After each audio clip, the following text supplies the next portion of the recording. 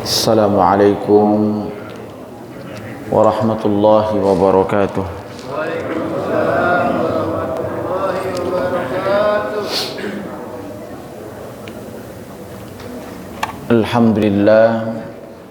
Alhamdulillahilladzi hadana lihada wa ma kunna linahtadiya laula an hadanallah.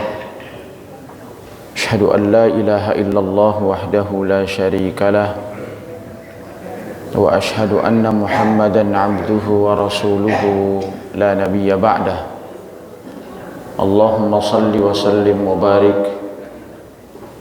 ala habibina wa syafi'ina wa qurrati a'yunina Muhammadin sallallahu alaihi wasallam wa ala alihi wa ashabihi wa dhurriyyatihi wa tabi'in wa tabi'it tabi'in wa man ittaba'ahum bi ihsanin ila yaumiddin. Usikum wa iyaya nafsi bi taqwallah wa ta'atihi faqad fazal muttaqun. Wa qala ta'ala jalla wa ala fi muhkami tanzilih ya ayyuhalladzina amanu taqullaha haqqa tuqatih wa la tamutunna illa wa antum muslimun.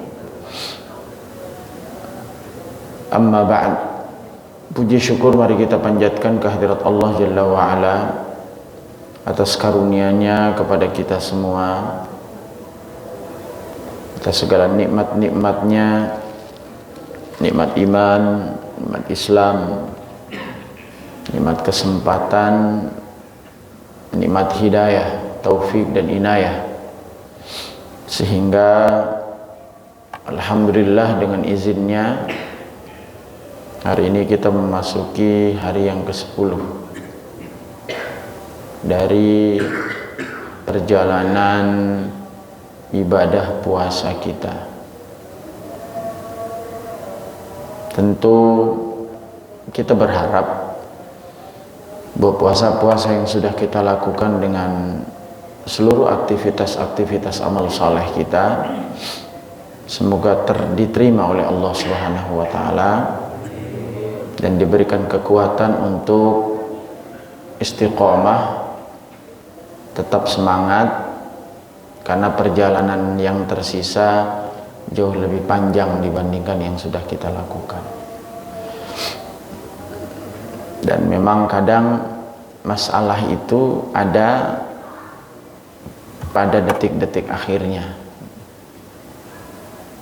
Karena itu ma'asyiral muslimin wal muslimat, kita tanamkan bahwa penilaian Allah itu terkait dengan amal itu di akhirnya.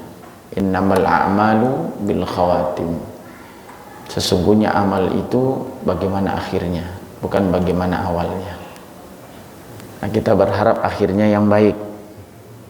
Ya, kalau awal-awalnya kurang-kurang baik, mudah-mudahan akhirnya semakin baik.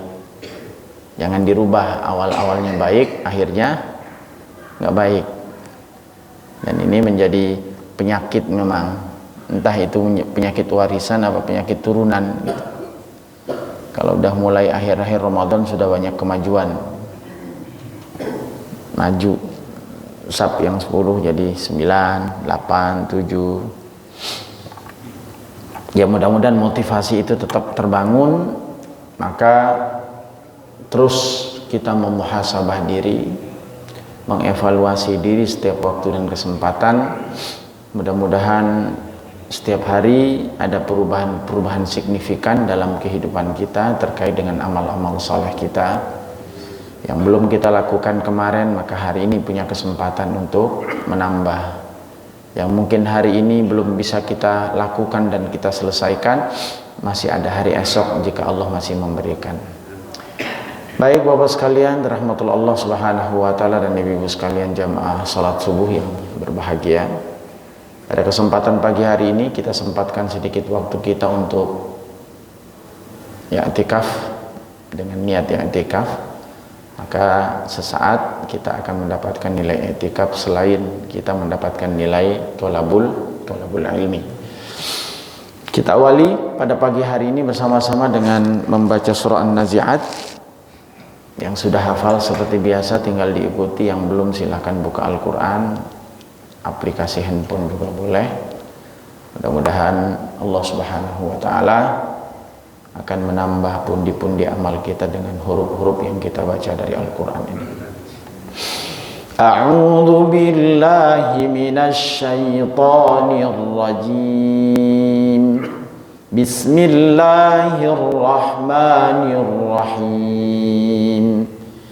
Wan nazi'ati gharqa wan nashitati nashta was-sabihati sabha fas-sabiqati sabqa فالمدبرات أمرا يوم ترجف الراجفة تتبعها الرادفة قلوب يومئذ واجفة أبصارها خاشعة يقولون أئنا لمردودون في الحافرة أئذا كنا عظاما نخرة قالوا تلك إذا كرة خاسرة فإنما هي زجرة واحدة فإذا هم بالساهرة هل أتاك حديث موسى إذ ناداه ربه بالوادي المقدس طوى اذهب إلى فرعون إنه طغى فقل هل لك إلى أن تزكى وأهديك إلى ربك فتخشى فأراه الآية الكبرى فكذب وعصى ثم أدبر يسعى فحشر فنادى فقال أنا ربكم الأعلى فأخذه الله نكال الآخرة والأولى إن في ذلك لعبرة لمن يخشى أأنتم أشد خلقا أم السماء بناها رفع سمكها فسواها وأغطش ليلها وأخرج ضحاها والأرض بعد ذلك دحاها أخرج منها ماءها ومرعاها والجبال أرساها متاعا لكم ولأنعامكم فإذا جاءت الطامة الكبرى يوم يتذكر الإنسان ما سعى وبرزت الجحيم لمن يرى فأما من طغى وآثر الحياة الدنيا فإن الجحيم هي المأوى وأما من خاف مقام ربه ربه ونهى النفس عن الهوى فإن الجنة هي المأوى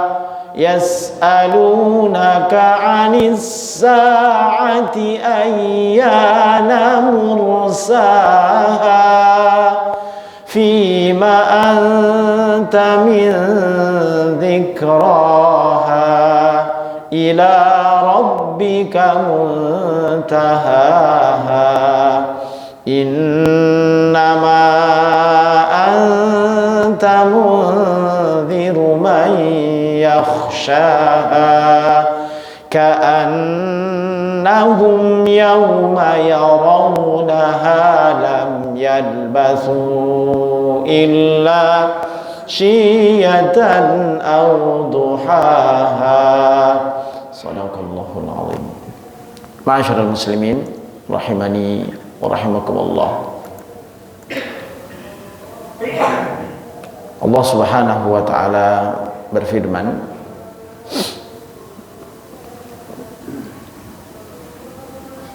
ketika Allah Subhanahu wa taala memanggil Nabi Musa alaihi salatu wassalam di satu lembah yang suci yang disebut dengan Tua di Palestina.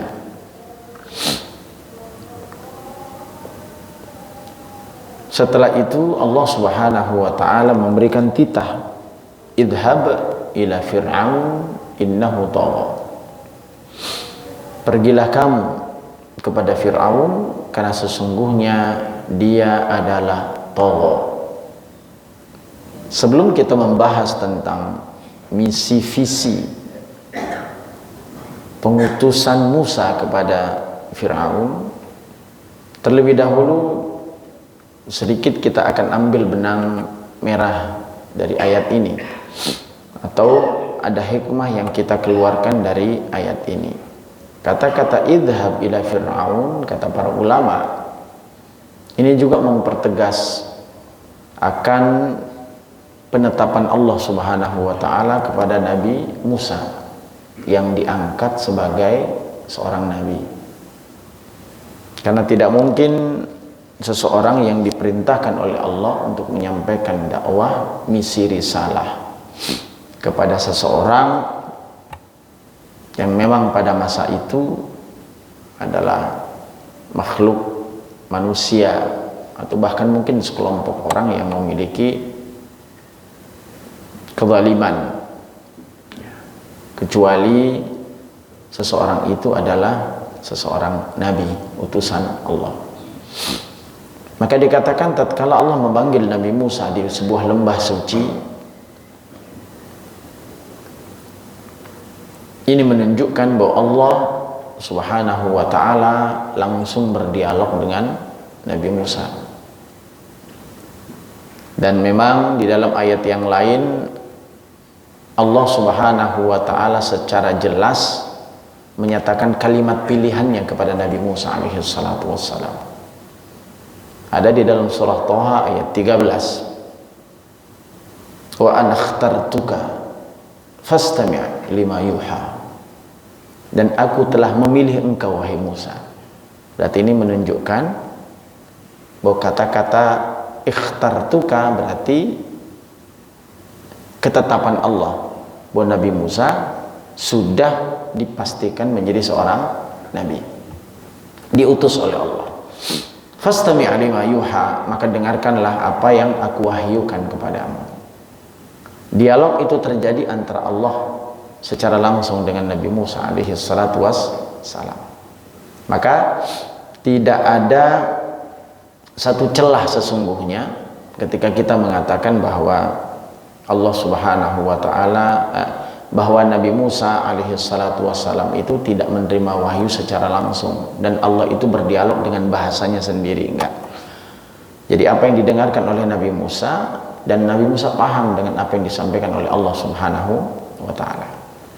Nah, kita sambung kemudian Allah Subhanahu wa taala menegaskan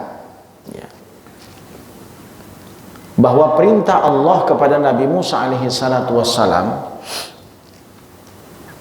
diawali sebelumnya bahwa ketetapan Allah kepada Nabi Musa, perintah Allah kepada Nabi Musa dan lain sebagainya itu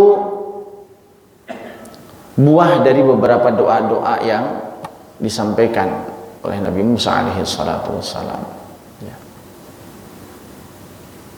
Di antaranya misalkan dalam surah Thaha ayat 26, 25 dan 26. Nanti kita akan melihat ada doa yang dipanjatkan oleh Nabi Musa alaihi salatu wassalam ketika berbicara kepadanya, lalu beliau mengatakan Rabbi shrah li sadri wa yassir li amri wahlul 'uqdatam min lisani yafqahu qawli. Ini doa ini keluar dari lisannya Nabi Musa alaihi salatu wassalam. Ya Allah, ya Tuhanku, lapangkanlah untukku dadaku dan mudahkanlah untukku urusanku. Maka Allah Subhanahu wa taala memerintahkan kepada Nabi Musa untuk pergi menemui Fir'aun. Yang rahasianya sesungguhnya Nabi Musa itu hampir 10 tahun menghindar dari Fir'aun, berlari dari Fir'aun. Disebabkan karena Nabi Musa itu menjadi buronannya Fir'aun. Karena satu kejadian saat Nabi Musa memukul penduduk Mesir Kibti sampai mati. Lalu informasi itu tersampaikan kepada Fir'aun. Dan kabar itu yang sampai kepada Fir'aun itu bahwa yang membunuh adalah Musa alaihi salatu wassalam, anak angkatnya. Maka setelah itu Nabi Musa alaihi salatu wassalam melarikan diri menuju Madian. Hampir 10 tahunan beliau itu tidak menampakkan dirinya di Mesir. Ini tentu menjadi sesuatu hal yang cukup berat bagi Nabi Musa alaihi salatu wassalam. Saat dia melarikan diri menjadi buronan, ternyata Allah Subhanahu wa taala memanggil Musa untuk pergi menuju Fir'aun, ya, agar dia menyampaikan pesan, risalah. Namun tentu ini menjadi sekelumit ibrah, hikmah, cerita-cerita yang kemudian Allah tetapkan di dalam Al-Quran. Setiap untayan-untayan kisah yang Allah gambarkan dalam Al-Quran, la'ibratan, akan menjadi ibrah, akan menjadi hikmah, la'allahum yatafakkarun, agar mereka bisa berpikir, dan banyak lagi. Nah, sekarang kemudian kita akan sambung. Apa yang mendorong Allah memerintahkan Nabi Musa alaihi salatu wassalam untuk mendatangi dan mendakwahi Fir'aun? Alasannya adalah diantaranya innahu tagha, dia tagha. Apa yang dikatakan tagha? Tagha itu dalam bahasa Arab berasal dari 3 huruf, ta, gha, ya, tagha, tughyan. Yang sederhananya artinya kezaliman. Kenapa Fir'aun dikatakan zalim? Para ulama termasuk tafsir Ibnu Katsir kemudian mengatakan panjang, dan ulama-ulama yang lain juga mengomentarinya.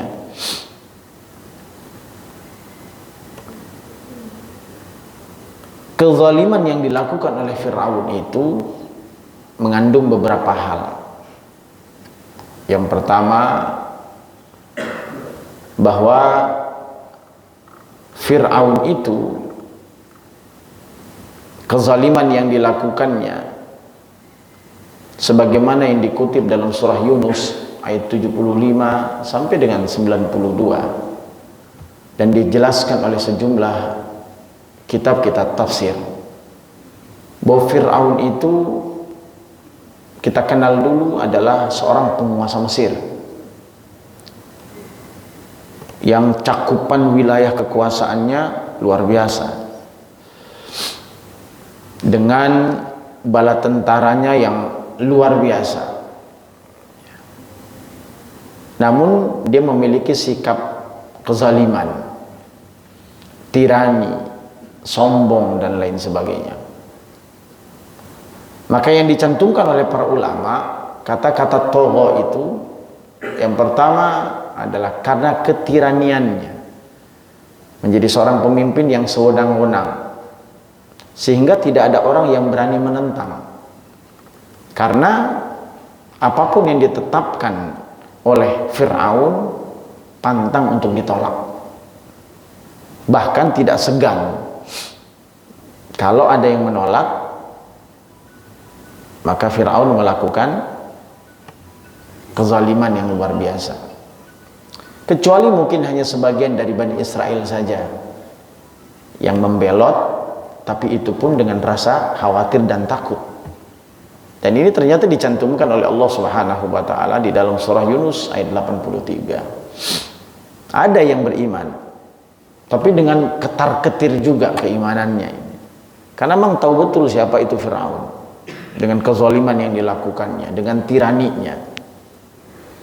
Fama amana li Musa, tidak ada yang beriman kepada Musa illa kecuali dzurriyyatan min qaumihi, kecuali sebagian saja keturunan dari kaumnya Nabi Musa, berarti Bani Israel.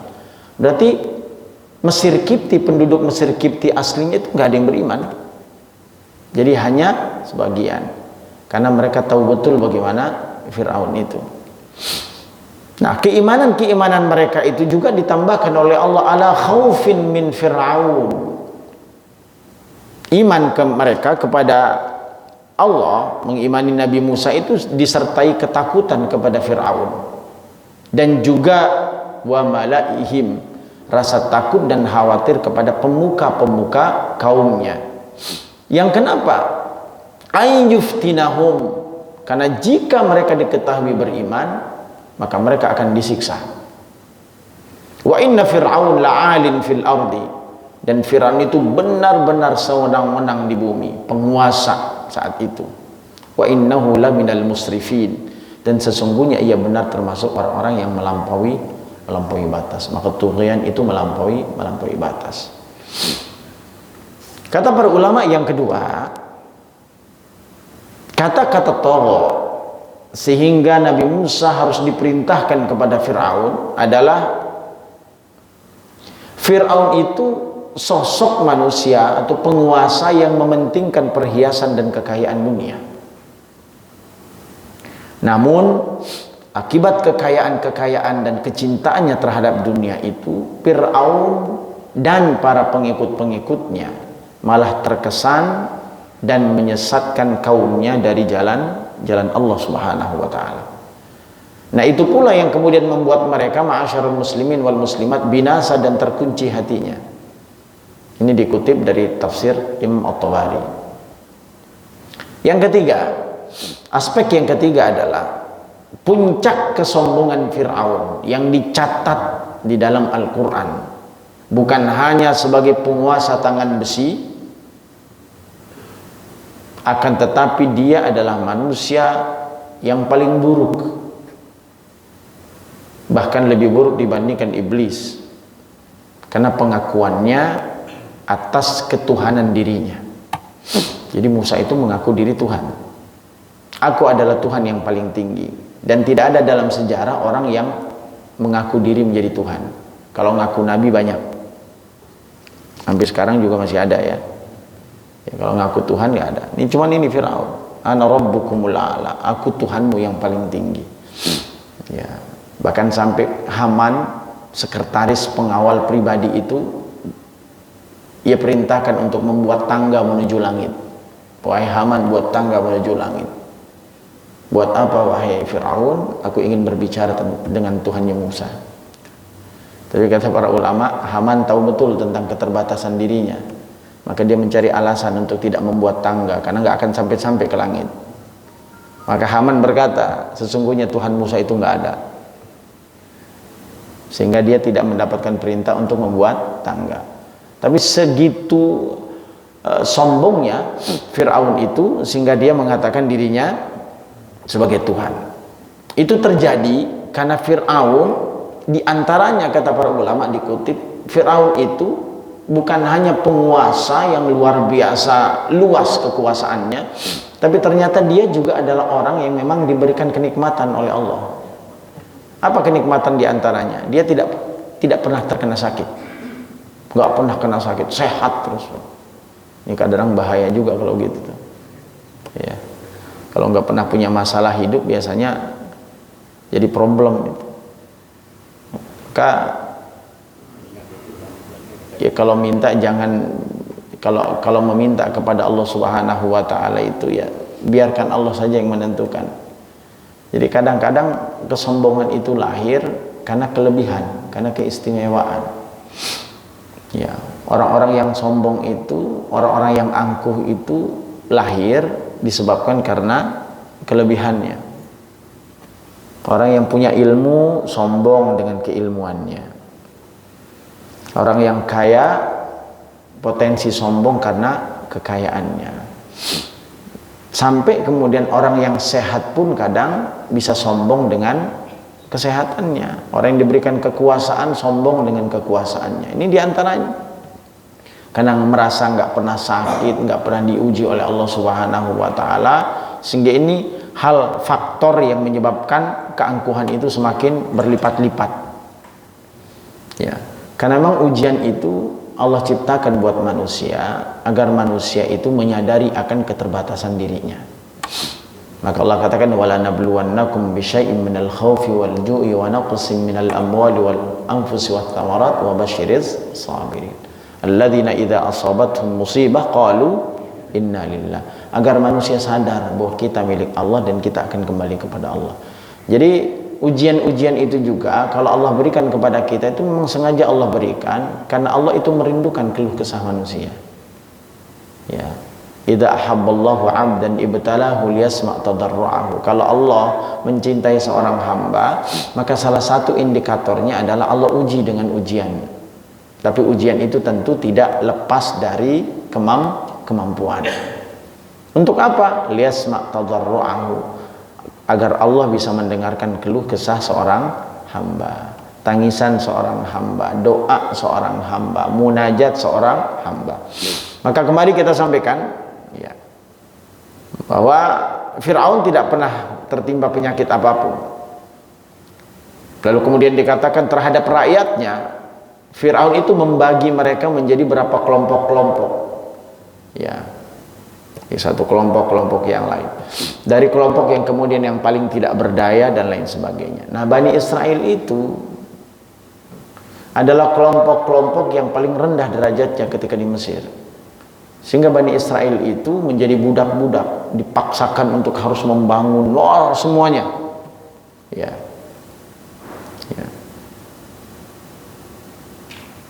Kemudian ma'asyiral muslimin rahimani wa rahimakumullah, bahkan beliau menyiksa siapapun yang menentang tanpa terkecuali.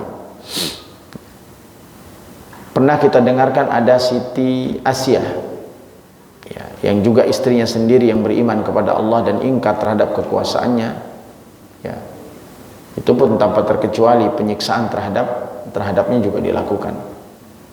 Nah, perilaku-perilaku kejam Fir'aun yang tak terkira manakala kemudian mendapatkan ramalan dari mimpi-mimpi yang terjadi bahwa akan ada anak-anak laki-laki yang akan lahir dan akan menjadi penyebab kehancuran Raja Mesir, akan mengambil kekuasaannya dari tangannya.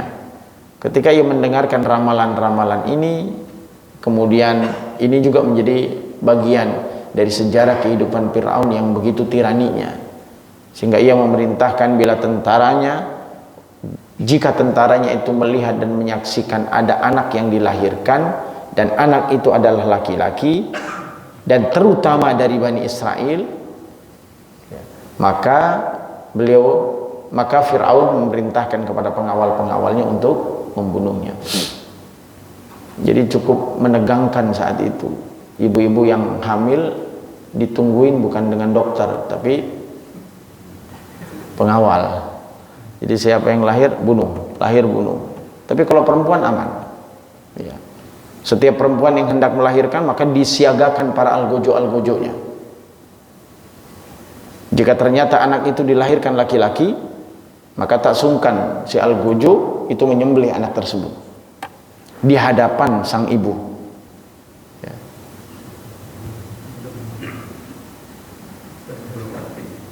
Ya bisa bayangkan bagaimana keadaannya. Saya kira kalau sekarang itu sekejam-kejamnya nggak ada yang begitu ya. Semua yang hamil ditungguin sama Al-Gojo. Pokoknya lahir laki-laki, lihat kelamin laki-laki, bunuh. Kan Masya Allah. Jadi sebenarnya dari semua lini, dari semua sisi, ya, dari semua sisi, semua lini itu Fir'aun itu disebut dengan tughyan dan melampaui batas. Dan biasanya kemudian dalam beberapa literatur tidak ada satu kaum yang diturunkan azab oleh Allah kecuali sudah sampai kelewatan batasnya. Kalau hanya kemudian maksiat-maksiat kecil itu, kalaupun Allah turunkan satu musibah, musibahnya itu sifatnya kecil. Tapi kalau sudah kezaliman itu besar, salah satu di antaranya kezaliman yang nyata-nyata, yang di dalam sejarah-sejarah yang kemudian berulang adalah kemusyrikan kepada Allah, lalu pengingkaran terhadap Nabi. Ya. Maka kalau itu sudah terjadi, maka itulah menjadi asbab, faktor Allah turunkan azab. Kalau berbicara tentang azab mulai dari Nabi Nuh alaihi salatu dan seterusnya, itu alasan-alasan sama. Ya. Jadi faktor-faktornya sama. Ya.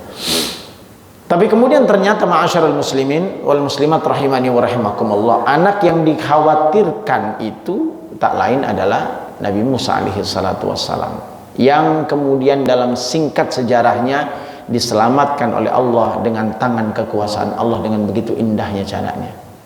Ya. Dengan cara mengilhami ibunya untuk memasukkan bayinya dalam tabut, satu kotak, lalu kemudian mengalirkannya di sungai Nil, hingga akhirnya kemudian bayi Nabi Musa alaihi salatu wassalam itu ditemukan oleh istri Fir'aun sendiri, dibesarkan dalam lingkungan istana. Nah, ma'asyiral muslimin rahimani wa rahimakumullah. Nah, istimewanya berkat skenario Allah Subhanahu wa taala, maka ibu Musa kembali menyusuinya. Ini sekilas tentang kisah Nabi Musa.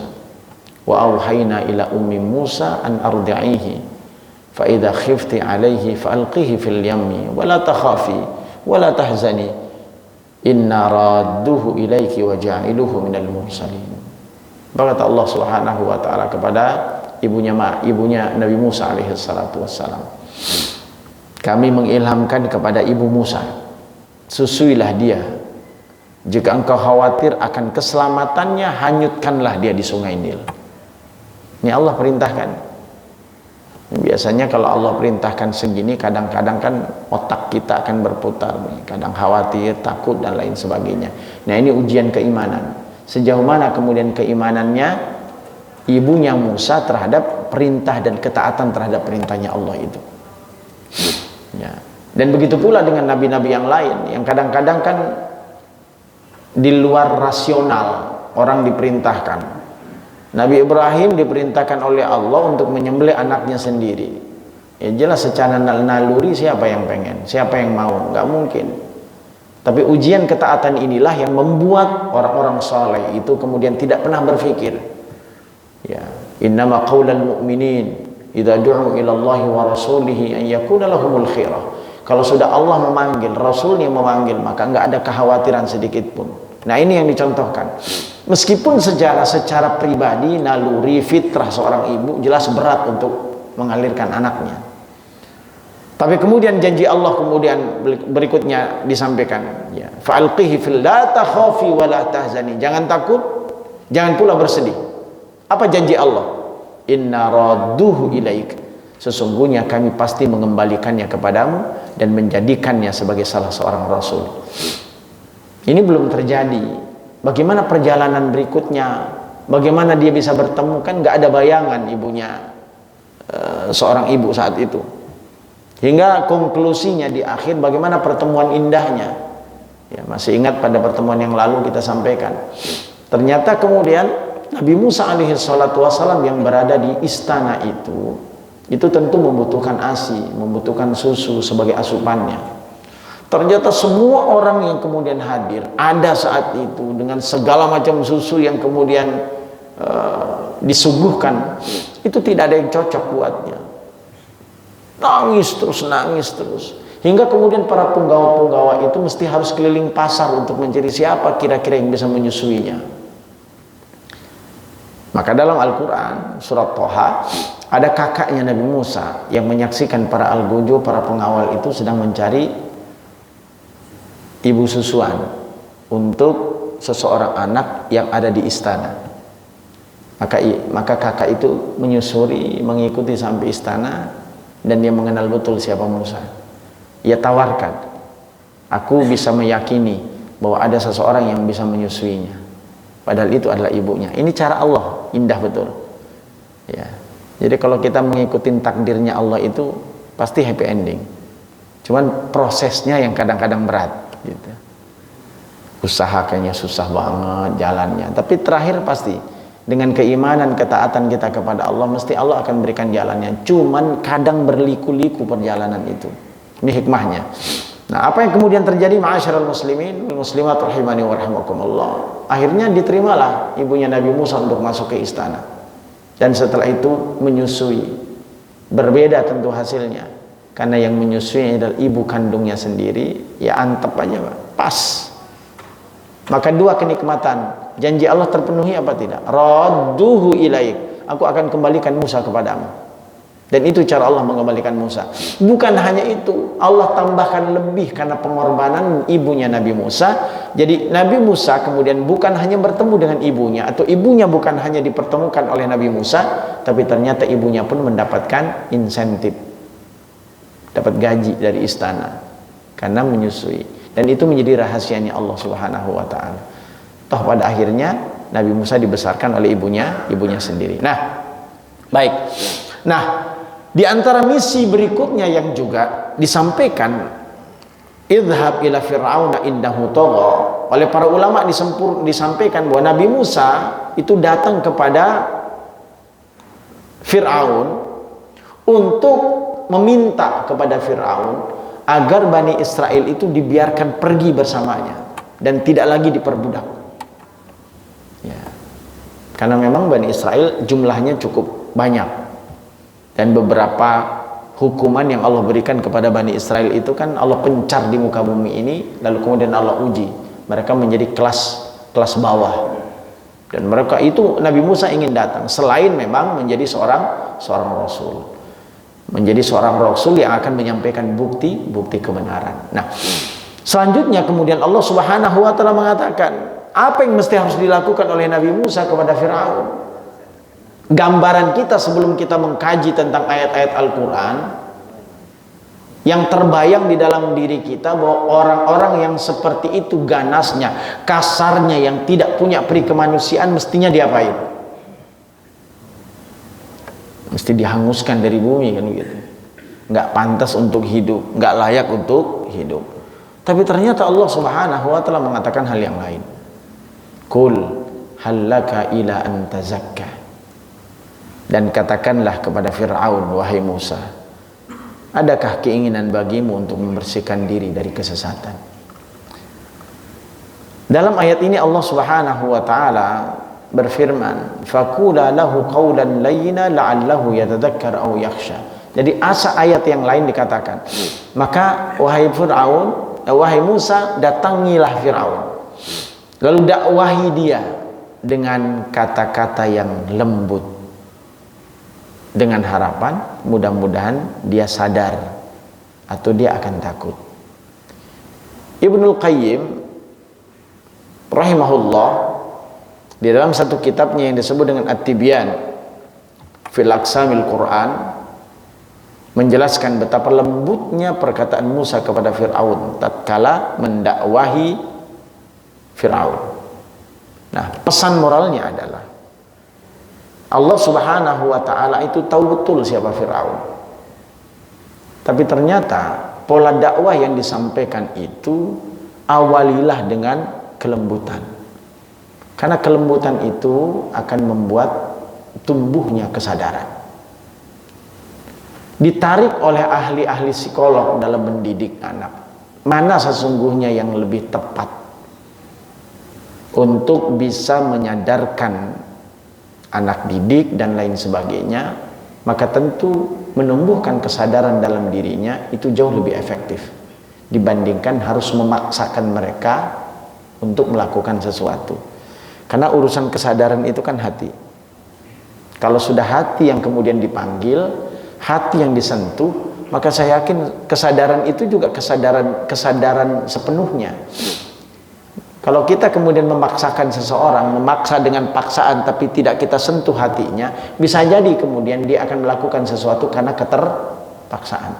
Tapi kalau kesadaran yang dibangun itu beda, hasilnya juga akan beda, akan maksimal, ketaatannya akan maksimal, ketundukannya akan maksimal. Ya.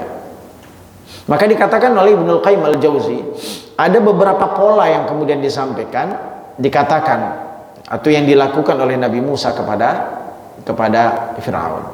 Ini kadang-kadang mohon maaf, kalau kita berdakwah seakan-akan kita melebihi Musa, lalu orang yang didakwahi melebihi Firaun, ya kan? Sekali lagi, kadang-kadang kita yang berdakwah itu kadang-kadang melebihi tata cara Musa, Nabi Musa. Dan orang yang kita dakwahi kita posisikan seakan-akan lebih buruk dibandingkan Fir'aun. Suatu hari Harun Ar-Rasyid pernah ada seorang yang kemudian datang kepada Harun Ar-Rasyid, lalu kemudian berteriak-teriak nunjuk-nunjuk Harun Ar-Rasyid, dan saat itu adalah seorang khalifah. Maka Harun Ar-Rasyid memanggil dia, lalu kemudian berbicara empat mata dengannya.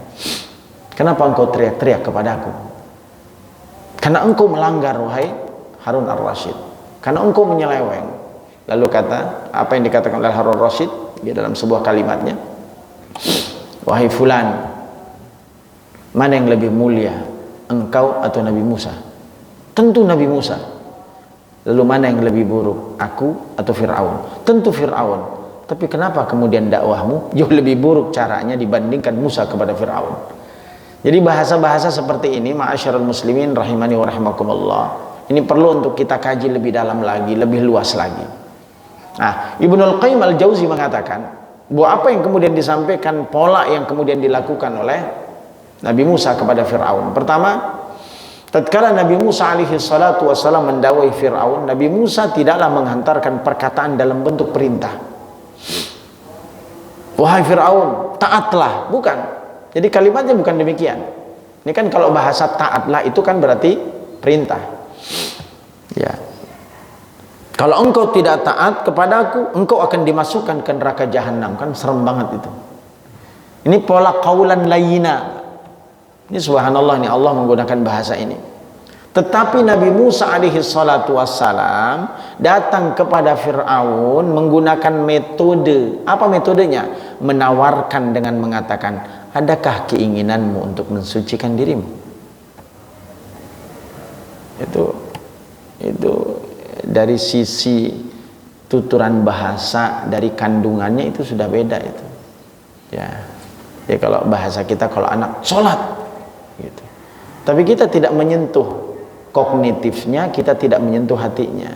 Tapi kalau anak kemudian diajak berdialog, maka sekarang itu ada tema-tema pendidikan itu dialog ketuhanan. Dialog ketuhanan itu bagaimana menanamkan kesadaran akan keberadaan Allah dan layak Allah untuk ditaati dibandingkan mesti harus memaksa. Orang takut karena sapu, orang takut karena tongkat, tapi bukan takut karena Allah. Nah, ketika menyadarkan, maukah kemudian, adakah keinginanmu untuk mensucikan dirimu wahai Fir'aun?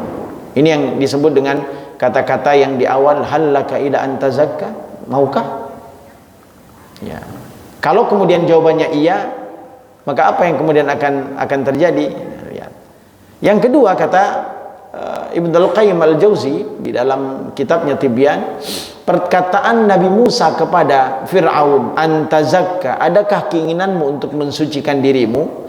Dan tazakka itu mensucikan diri adalah perkara kesucian, pertambahan dan keberkahan. Maka Musa menawarkan kepada Fir'aun suatu perkara yang diterima oleh semua orang yang berakal, dan tidak ada yang menolak kecuali orang-orang jahil, orang-orang pandir. Dan ini merupakan kelembutan Nabi Musa dalam mendakwahi Fir'aun. Dan memang di dalam ayat Al-Quran Allah mengatakan, ud'u ila sabili rabbika bil hikmati wal mau'izatil hasanah wajadilhum billati hiya ahsan. Yang ketiga secara singkat, kata-kata tazakka, Musa berkata tazakka, mensucikan dirimu. Kata Ibnul Qayyim, Musa tidak berkata uzakkik, aku akan mensucikan dirimu, enggak. Musa tidak menyandarkan pensucian kepada dirinya, akan tetapi kepada diri Fir'aun, agar ia yang mensucikan dirinya. Jadi kesadaran itu timbul dari diri manusia itu sendiri. Jadi kalau katakan uzakkika, aku akan sucikan engkau, ini hasilnya nggak akan signifikan hasilnya. Esensinya akan hilang dari sebuah dakwah itu.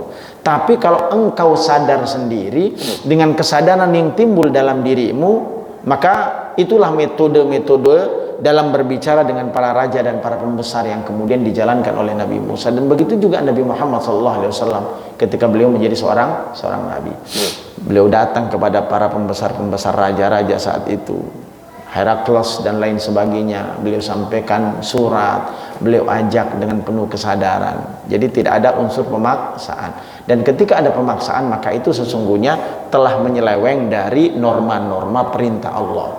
La ikraha fid din, qad tabayyana ar-rusydu minal ghayy. Enggak ada paksaan dalam agama itu. Yang ada adalah menimbulkan kesadaran. Nah, lihat bagaimana kemudian Rasul Muhammad contohnya menanamkan tauhid dalam diri para sahabat. Allah tidak memaksakan mereka pertama untuk melakukan amal-amal kebajikan, ketaatan sebagai perintahnya, tapi ditanamkan tauhid dulu, masuk dalam hati mereka. Baru kemudian kalau kita melihat sejarahnya, perintah-perintah Allah terkait dengan syariat itu kebanyakan, mayoritas dominan itu ada di Madinah. Jadi bukan di Mekah. Kalau di Mekah itu ya udah taat, iman, tidak menyembah berhala, sadarkan ketauhidan dalam dirinya. Baru kemudian perintah puasa, itu turunnya di Madinah. Jadi perintah semuanya. Lalu bagaimana kemudian efeknya? Jelas efeknya adalah ketaatan para sahabat-sahabat Nabi yang kemudian berada dalam bimbingan Nabi yang hampir selama 13 tahun di Mekah. Dan itu Nabi pusatkan untuk menyadarkan hatinya akan kesuciannya. Nah, ini yang pola-pola seperti ini sebenarnya bukan hanya dilakukan oleh Nabi Musa, tapi semua para Nabi juga mengajak hal yang serupa. Nah, terakhir yang perlu kita sampaikan pada ayat yang ke-19. Wa ahdiyaka ila rabbika fatakhsha. Ini juga pola yang selanjutnya dikatakan, dan kamu akan kupimpin ke jalan Tuhanmu agar supaya kamu takut kepadanya. Kalau engkau punya kesadaran, aku akan menemanimu wahai Musa, wahai Fir'aun. Jadi kalau engkau mau sadar, engkau punya kerelaan, maka aku akan temani. Jadi bukan mengajarkan tapi menemani. Ini kan luar biasa bahasanya. Aku tidak mengajarkan. Kalau mengajarkan biasanya kan guru ke murid. Ada top, ada up, ada top. Ini enggak, aku akan menemanimu untuk mendapatkan hidayah itu. Nah, inilah bentuk kelembutan Nabi Musa alaihi salatu wassalam. Aku siap menjadi penunjuk jalan seandainya Firaun ingin mensucikan diri. Terlebih karena memang rahasianya Nabi Musa itu sebenarnya di satu sisi dia menjadi seorang nabi yang harus berdakwah, tapi cukup berat baginya untuk mendakwahi Firaun karena sesungguhnya dia ada juga orang yang pernah berjasa dalam hidupnya karena membesarkan dirinya, ya kan, agak cukup sulit, Pak. Ini musuhnya tapi bapak angkatnya yang sudah membesarkan, yang sudah memberikan kehidupan baginya ketika berada di istana. Aku siap menunjukkan. Maka dikatakan ila rabbik, perkataan Musa, ke jalan Tuhanmu. Nabi Musa mengajak Firaun untuk kembali kepada Allah yang telah menciptakannya, menyadarkan. Dan ini juga termasuk bagian untuk menyadarkan Fir'aun bahwa engkau bukan Tuhan, tapi ada Tuhan yang mesti engkau sembah. Maka katanya ila rabbik, bukan Rabbi. Aku ajak engkau untuk sadar diri dan kembali kepada Tuhanmu, bukan Tuhanku. Maka kata para ulama, kata-kata ila rabbik itu untuk menumbuhkan kesadaran Fir'aun, engkau bukan Tuhan, tapi Tuhan yang sesungguhnya adalah Tuhan yang engkau sembah. Jadi bukan Tuhanku. Kalau bahasanya Tuhanku, kata Nabi Musa, seakan-akan kita mengakui bahwa Firaun itu adalah seorang Tuhan. Ya. Nah, kalimatnya, lalu kemudian yang telah menciptakan, yang telah memberikan kerajaan, yang telah memberikan kekuasaan kepadamu, seperti seorang yang berkata kepada orang lain yang tidak taat kepada ayahnya. Misal contoh, Tidakkah kau taat dan kembali kepada ayahmu yang sayang kepadamu, yang telah merawatmu dan lain sebagainya. Ini pola dakwah yang disampaikan oleh para ulama. Ada dua hal lagi yang kemudian disampaikan oleh Ibnu Qayyim karena 7 pola. Yang kemudian berikutnya yang keenam, perkataan Nabi Musa, fatahsha, agar engkau takut kepadanya. Yaitu Musa berkata kepada Fir'aun, jika engkau mendapat petunjuk menuju Rabbmu, engkau semakin mengenal Rabbmu, maka engkau akan semakin takut kepadanya, dan rasa takut kepada Allah sesuai kadar ma'rifatmu kepada Allah Subhanahu wa ta'ala. Jadi kenali Tuhanmu dulu, kenali Allah, maka seorang itu akan beribadah kepada Allah sejauh sebesar pemahamannya terhadap Tuhannya. Maka penting nggak untuk mengenal Allah? Jelas. Itulah yang disebut dengan ma'rifatullah. Orang yang mengenal Allah Subhanahu wa ta'ala, lihat, ketika kita membaca suratul Fatihah, maka ketika kita meminta dengan ikhlas kepada Allah, kita awali dengan tauhid. Kita awali kemudian dengan bismillahirrahmanirrahim, alhamdulillahirabbil alamin. Kita memuji Allah, Ar-Rahman Ar-Rahim, yang maha pengasih lagi maha penyayang. Kita diajak untuk berlabuh dalam mengenal Allah terlebih dahulu. Ar-Rahman Ar-Rahim, yang maha pengasih, yang maha penyayang, kasihnya yang tak pernah terhingga, sayangnya kepada kita pun setiap waktu dan kesempatan. Maliki yaumiddin, dia bukan hanya penguasa dunia, tapi juga dia penguasa akhirat. Lalu setelah kita mengenal Allah, baru iyyaka na'budu wa iyyaka nasta'in. Kita berikrar, ya Allah, hanya kepada Engkaulah kami menyembah, tapi aku nggak bisa menyembah kecuali dengan pertolonganmu, maka iyyaka nasta'in. Setelah kita mengenal Allah itu, baru kita minta ihdinas siratal, ya Allah tunjukkan aku jalan yang lurus. Maka orang kalau sudah mengenal Tuhannya itu siapa, kedekatan itu otomatis akan tumbuh dalam diri manusia itu. Jadi orang kalau sudah mengenal Allah, maka akan terikat dengan Allah. Kalau kita tahu tentang kekuasaan Allah, maka nggak mustahil bagi orang itu kemudian akan mencari seseorang zat selain Allah. Karena sesungguhnya tidak ada sesuatu apapun yang lebih perkasa, lebih agung, lebih besar, lebih berkuasa dibandingkan Allah Rabbul Alamin. Kita sambung kemudian, buat sekalian. Lalu berikutnya, hallaka. Kata-kata hallaka, ya, wahdiyaka ila rabbika fatakhsha, hallaka ila antazakka. Kata-kata hallaka, tidakkah engkau wahai Fir'aun memiliki keperluan dan kebutuhan? Lihat, tidakkah engkau memiliki kepentingan, tidakkah engkau memiliki kebutuhan, kata Nabi Musa. Dan tentunya semua orang yang berakal segera menerima ajakan kepada pemenuhan kebutuhannya. Karena sang dai Nabi Musa saat itu tidak menyeru Fir'aun untuk memenuhi kebutuhan Musa, akan tetapi kepada memenuhi kebutuhan Fir'aun dan kemaslahatan Fir'aun sendiri. Bukan untukku, tapi untukmu, kata Nabi Musa. Seakan-akan Musa berkata, wahai Fir'aun, silahkan menuju kepada kemaslahatanmu dan penuhilah hajatmu. Sesungguhnya aku hanyalah penunjuk jalan untukmu. Namun apa yang terjadi? Ya, Fir'aun setelah mendengarkan semua apa yang disampaikan dengan cara yang santun, dengan cara yang baik, apakah kemudian Fir'aun tersentuh hatinya dengan penuh kelembutan? Lalu bagaimana kemudian balasan Fir'aun itu? Ya, ditambah lagi kemudian nanti bukan hanya itu, disempurnakan lagi dengan mukjizat-mukjizat yang Allah berikan kepada Nabi Musa. Mukjizat Nabi Musa yang ditampakkan kepada Fir'aun itu luar biasa nanti. Cuman kemudian menjadi pertanyaan berikutnya, lalu apa hasilnya? Kelembutan mukjizat yang disampaikan oleh Nabi Musa kepada Fir'aun itu, apakah kemudian akan mampu menurunkan puncak kekufuran? Apakah kemudian mampu akan menundukkan puncak pembangkangan Fir'aun atau tidak? Maka itu ada rahasianya di dalam ayat-ayat selanjutnya. Bagaimana sikapnya? Insya Allah kita akan dengarkan pada kajian-kajian berikutnya. Nah, intinya bapak-bapak sekalian rahmatullah Allah Subhanahu wa ta'ala, bahwa di dalam kehidupan ini tentu kita menjadi seorang manusia adalah du'at ilallah, menjadi da'i. Da'i itu artinya yang memanggil pada kebenaran. Dakwah itu bisa dilakukan dengan berbagai macam cara. Bisa dakwah bil qaul, bisa dakwah bil hal. Ada dakwah dengan ucapan, ada dakwah dengan pola hidup, dengan contoh, dengan keteladanan. Maka kita ditawarkan pola yang terbaik dalam mengajak orang lain adalah qaulan layyina, dengan kelembutan.